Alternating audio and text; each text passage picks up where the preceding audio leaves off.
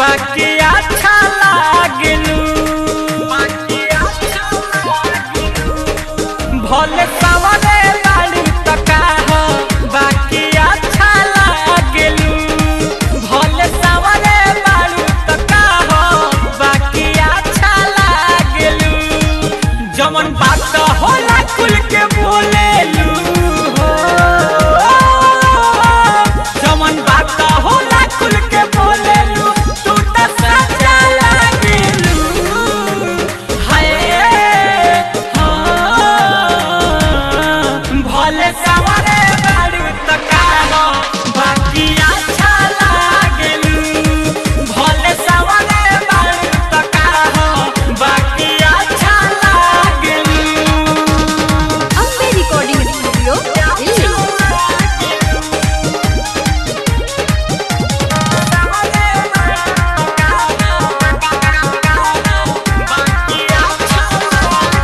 देहले बालू सिकड़ी तूता सोनवा के कीन के चम चम चमकेला रात के चाहे दिन के करे जा देहले बालू सिकड़ी तूता सोनवा के कीन के चम चम चमकेला रात के चाहे दिन के हमरे खातिर जान हो हमरे खातिर जान रात भर जागल रहेलू हाय भले सवरे बालू तका हो बाकी अच्छा लागलू भले सवरे बालू तका हो बाकी अच्छा लागलू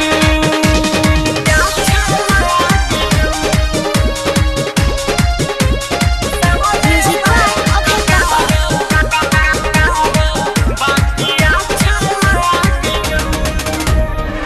जह बले ना खाए तो बले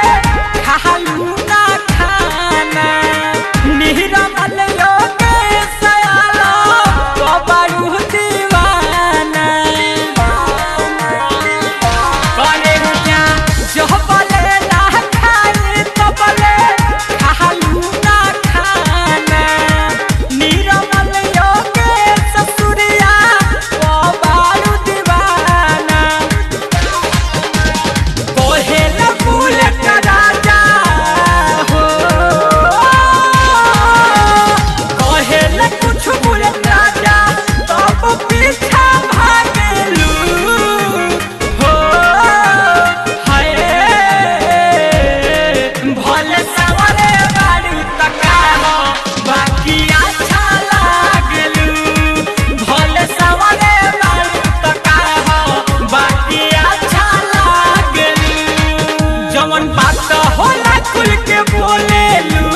हो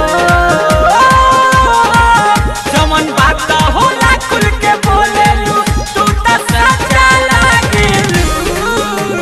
हाय भले सवरे बालू तका हो बाकी अच्छा लागलू भले सवरे बालू तका हो बाकी अच्छा लागलू अम्बे रिकॉर्डिंग स्टूडियो दिल्ली।